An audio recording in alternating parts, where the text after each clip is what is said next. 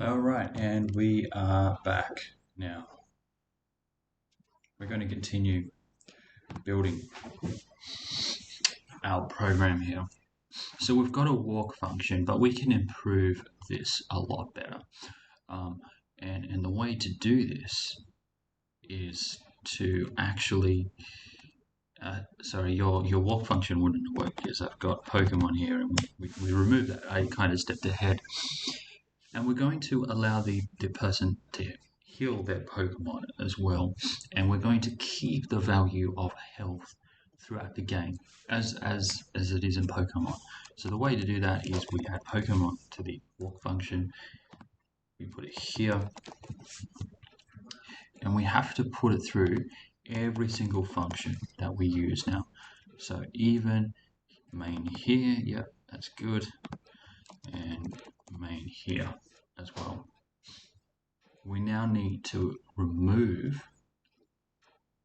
we need to put this outside of the function and right up here, just below importing. We're going to, so that the main function understands what it is, the battle function and the walk function understands what that is. So put that throughout it, and we now need to add a third variable here, which is going to be Pokemon health. So Pokemon here. Excellent. This is very exciting now. So we are now making sure that if the Pokemon faints, they don't automatically get 100 health. They've actually got to heal their Pokemon. Otherwise, they won't be able to fight.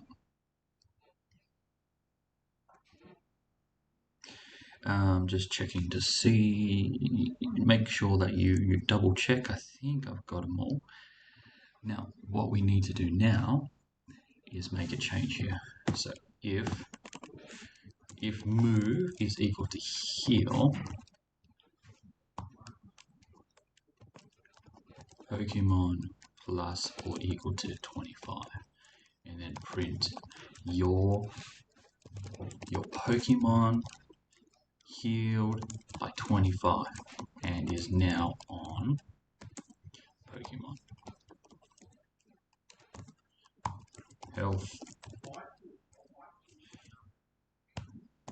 Well, that's what we're doing there. So that's all just gonna say your Pokemon healed by 25 health and is now on 50 health. So when they type in heal, that's what's going to happen, and then we're going to put here else. This is where we need to use the tab key to indent everything. And if they don't type in heal, anything else, they're going to see if there is a battle, and we're randomly putting in that battle. Excellent. So test that out. I think everything looks good. So let's test it out, have a go, and come back to me in a minute.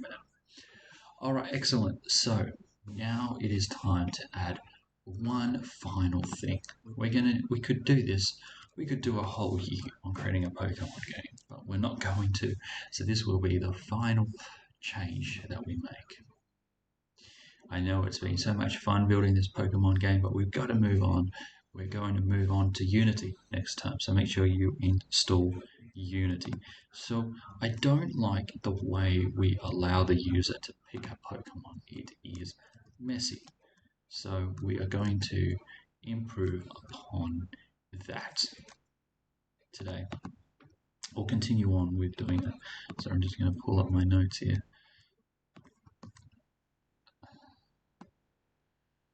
Okay, is this the right one? Yeah, cool. So we're not going to allow the person to type in something that's not a Pokemon. Typing test, typing your name, typing in something. We want to verify to make sure that this is a Pokemon. This is a Pokemon, and this is a Pokemon they have. And we're going to do that right now. We're going to use for loops. This is our first time using for loops here. So use a Pokemon, we're going to put this down. We're going to get rid of this part here, Control X, and we'll leave. Actually, we'll just leave it for the time being, and put this here, and choose different Pokemon. So we're going to make sure they can only select one from the list. So Pokemon list is equal to Pikachu.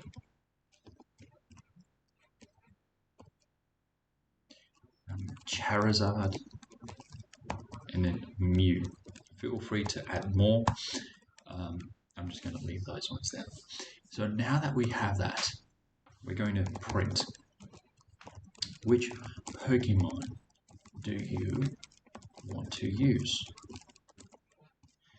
Now we have to show the user all the Pokemon. So we could do this. Pokemon list, 0, and then new line, and etc. It is a mess, and we don't do that in programming. So the way we do this is we use a for loop. We know how long the Pokemon list is. So we just write for x in Pokemon list. So all that's saying is for x. So that's the point where it's up to.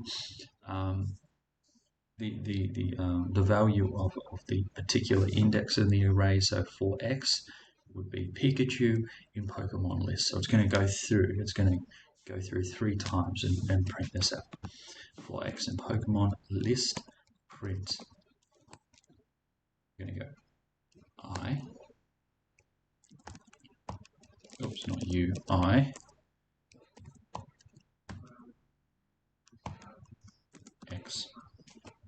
Now we have to define I, don't we? Now, other programming languages like JavaScript already have an I, but Python does things a little bit differently. So we've got our I up here, and then I plus or equal to 1. Test that out. Let's see what happens here.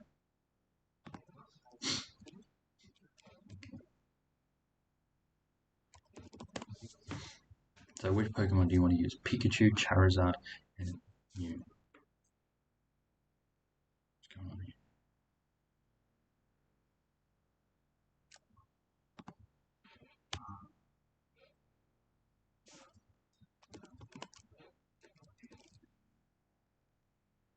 It's working with I plus or equals. Oh, I see what's going on here. Just put it up here. Should be fine.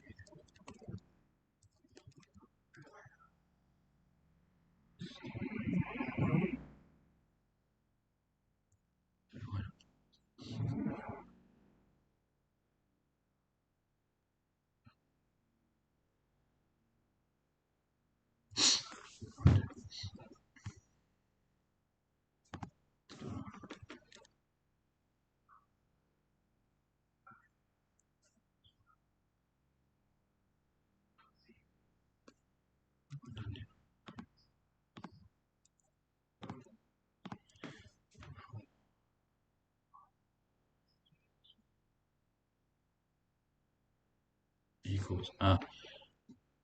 There we go. Sorry, guys. So teachers can make mistakes as well. There we go. It's now going to work fine. Fantastic. All right. This is a problem with doing live, or not live, but just recording yourself. Yeah, you can make a mistake. Okay, excellent. All done. So we've now got our list of Pokemon showing. We're now going to bring that down here. We're going to put user Pokemon down here, copy and paste it, put it on the same line as full, same indentation, sorry, as full. So we're now going to check to see if what they select is going to be, what they select is actually in our array. So we're going to go found is equal to false. And if they choose something that, if they type in test or hello or Digimon or a Yu-Gi-Oh thing, we're going to say it's not correct. So we're going to use a while loop here. So while found is equal to false. And then we got to put user Pokemon on this on the indented user underscore Pokemon is equal to input, and then we're going to go for x. See, we're using for again because it's so brilliant. Instead of using a while loop or something like that, for x in Pokemon list. We could do this a couple of different ways. This is the most efficient way to do it. Now, if you think this is a little bit tricky, don't worry, you're going to get very used to writing code and using for loops and other things like that. So for user Pokemon, if user Pokemon is equal to X, that means we found it. Okay, so if user Pokemon is Pikachu, Pikachu is in the array. Found is equal to true. Okay, now if found is equal to false, print no Pokemon was selected. Try it again. Make sure that you've got the same indentation that I do, and I'll show you why in a second. Which Pokemon do you want to use? Pika. No Pokemon was selected. Try again, so it's working. Oh, we'll just test the correct one. Pikachu. Your enemy is on Donkey. It's unlike Donkey Kong. Now, if we were to, instead of if found is equal to false, if we were to put that here, what do you think is going to happen? Let's put in test one here. It's going to trigger 3 times because that's how long the array is. We only want it to trigger once. So that's why we have to put it on the same indentation as the for loop. It's not in the for loop. We don't want it to trigger 3 times. We only need it to trigger once, and then the while loop will be broken. So excellent. We now have the ability to make sure that they're using a Pokemon that we want them to use. What's the time? It's 11 minutes. So that's where we're going to finish for today.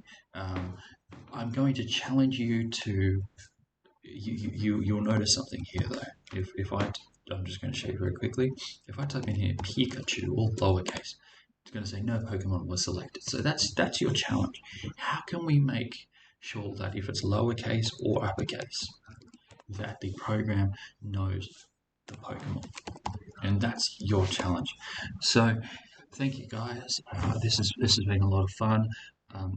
4 years ago, I created this YouTube video, the first YouTube video, Pokemon battle, and I received over 7,000 likes. So I decided just to extend on that. And if I get to 10,000 likes, you're going to see ads all through my videos. No, not really. This is for educational purposes. So, thanks guys. All the best.